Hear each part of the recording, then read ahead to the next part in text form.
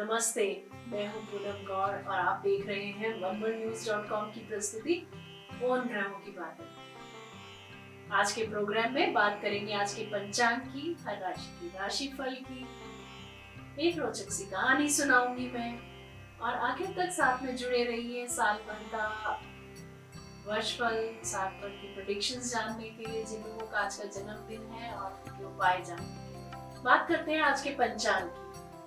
आज बुधवार 28 फरवरी 2024 है। फागुन का महीना चल रहा है। कृष्ण पक्ष की चतुर्थी तिथि रहेगी 29 फरवरी प्रातः 4:18 तक। उसके बाद पंचमी। हस्त नक्षत्र रहेगा प्रातः 7:33 तक और उसके बाद चित्रा। गंड योग रहेगा शाम 5:17 तक और उसके बाद वृद्धि। गंड योग के बारे में जानते हैं कि किसी भी काम को इस योग में करने से अड़चने ही पैदा होती हैं तथा कभी भी कोई मामला हल नहीं होता। जैसे गांठें खोलते खोलते इंसान थक जाएगा तो भी कोई काम नहीं सही होगा। इसीलिए कोई भी नया काम शुरू करने से पहले गंड योग का ध्यान अवश्य करना चाहिए। सर्वार्थ सिद्धि योग प्रातः 6:48 से 7:33 तक। दिशा शूल रहेगा उत्तर।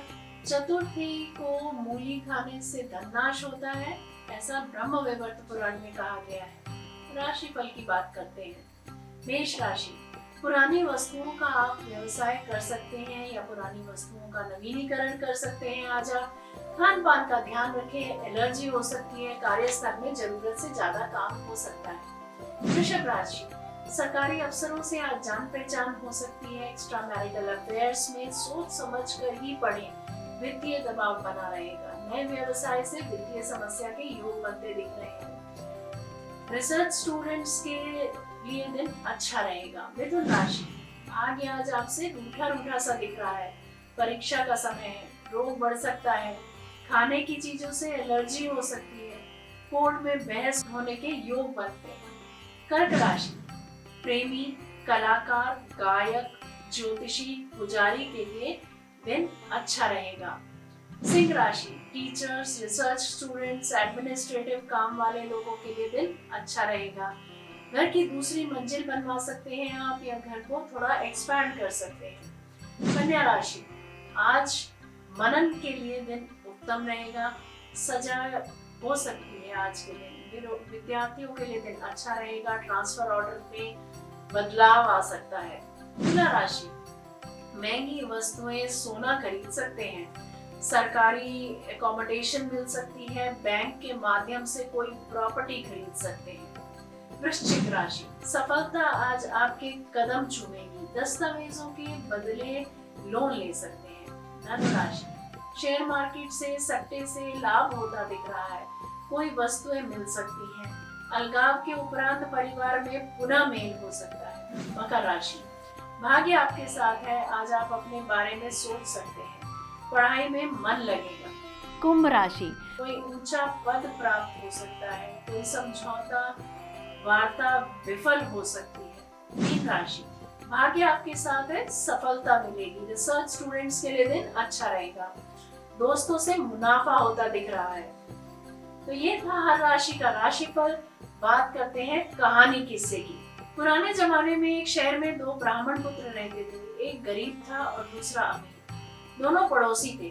गरीब ब्राह्मण की पत्नी उसे रोज ताने देती, झगड़ती। एक दिन 11 के दिन गरीब ब्राह्मण पुत्र झगड़ों से तंग आ जंगल की ओर चल पड़ा।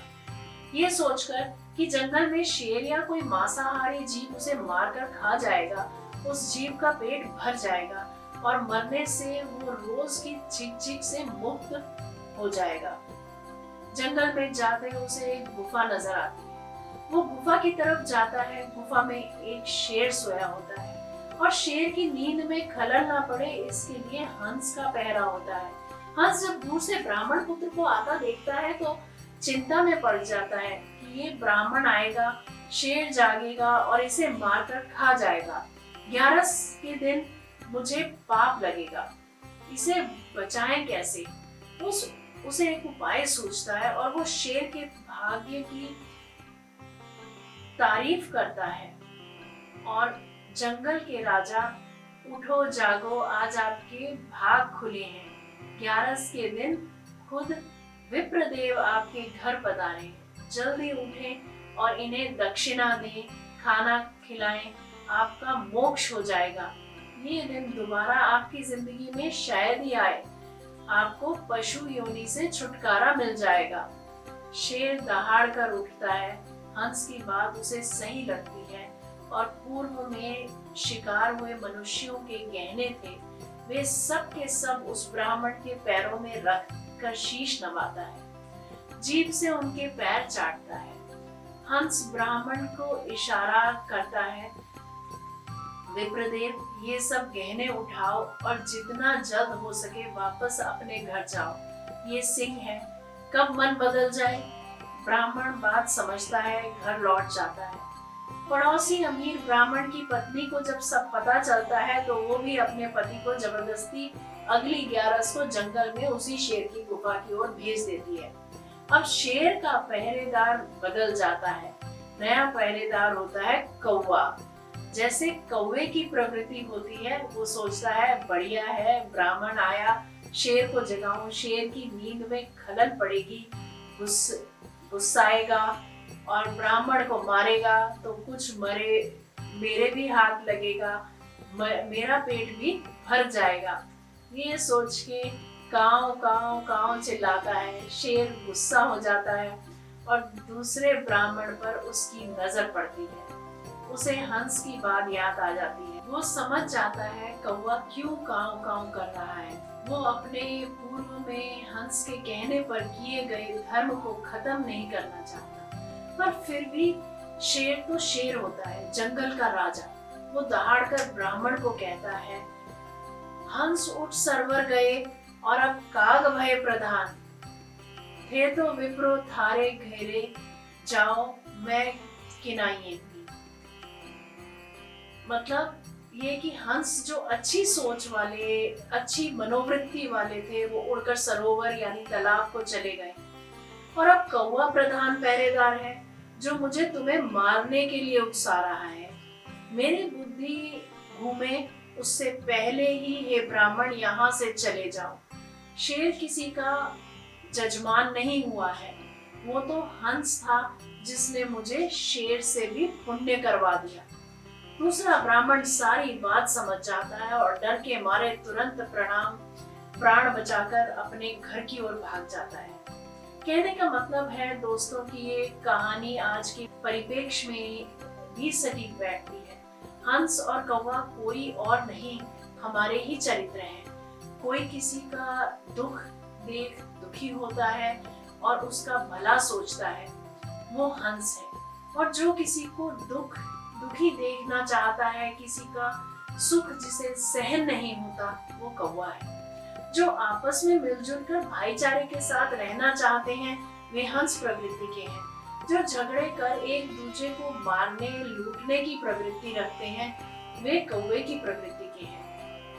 कार्यालय में, व्यवसाय में, समाज में या किसी संगठन में हो, जो किसी सहयोगी साथी की गलती या कमियों को बढ़ा चढ़ा कर बताते हैं, उसको हानि पहुंचाने के लिए उकसाते हैं, वे कौवे जैसे हैं। और जो किसी सहयोगी साथी की गलती कमियों पर भी विशाल हृदय रखकर अनदेखी करते हुए क्षमा करने को कहते हैं, वे हंस प्रवृत्ति के हैं। अपने आसपास छुपे बैठे कौवों को पहचानो, उनसे दूर रहो और जो हंस प्रवृत्ति के हैं उनका साथ करो। इसी में आपका व हम सब का कल्याण छुपा है। ये थी आज की कहानी। बात करते हैं जिनका आज जन्मदिन है। A very very happy birthday to you. Have a joyous year ahead. बात करते हैं आपके वर्षफल की। 2024 में प्रत्येक क्षेत्र में कुछ बाधाओं का सामना करना पड़ेगा। शुभ चिंतकों से निराशा में होगी, अपने ही धन की प्राप्ति में विलंब होगा, विश्वास पात्रों से धोखा हो सकता है। प्रथम जो पहले 3 महीनों के बाद विकास कार्यों में गति आएगी, आर्थिक क्षेत्र में आत्मनिर्भरता बढ़ेगी, न्याय के क्षेत्र में विजय मिलेगी, मन में आशा और उमंग का संचार होगा, घरेलू एवं सामाजिक रिश्ते नातों में अनुकूलता का एहसास होगा। प्रतियोगी परीक्षाओं में सफलता और hotel management, MBA, dairy farming, शिक्षा, केमिस्ट, पैरामेडिकल, एयर होस्टेस, गुप्तचर विभाग आदि क्षेत्रों में करियर बनाने में सफलता मिलेगी। व्यावसायिक लाभ और उन्नति की दृष्टि से वर्ष के शुरू में अनुकूल रहेगा। इस साल किसी नए व्यवसाय में पूंजी निवेश से बचें। चिकित्सा, विज्ञान, एविएशन आदि क्षेत्रों में सेवारत जातकों को प्रमोशन या अनुकूल अपना ट्रांसफर, स्थानांतरण का लाभ मिलेगा। फिल्म व्यवसाय या लेखन से जुड़े जातकों की प्रतिष्ठा में वृद्धि होगी। स्वास्थ्य अनुकूल रहेगा। बात करते हैं साल भर के उपायों की। गार्नेट का ब्रेसलेट पहने, एक मुखी रुद्राक्ष धारण करें, हर रविवार सांड को भोजन कराएं, पक्षियों को मसूर की दाल डालें, विष्णु सहस्त्रनाम स्तोत्र का पाठ करें, सूर्य स्तवराज का पाठ करें। अपने पिता की सेवा अगर आप करते हैं और पिता से हर रोज आशीर्वाद लेते हैं पैर छू करके, तो ये इन सब उपायों से सबसे बड़ा उपाय रहेगा। अपने पिता की सेवा करें। अगर पिता नहीं है तो पिता तुल्य जितने लोग हैं उनमें से आप जिनकी सेवा कर सकते हैं तो अवश्य सेवा कीजिएगा। आपके रास्ते की सारी बाधाएं स्वयं ही दूर हो जाएंगी। उम्मीद करती हूँ आपको मेरा ये प्रोग्राम पसंद आया होगा। इसे लाइक, शेयर, सब्सक्राइब जरूर करें और बेल का आइकॉन जरूर दबाएं। कल फिर जुड़ते हैं मेरे साथ। oneworldnews.com की प्रस्तुति उन ग्रहों की बातें में। नमस्ते।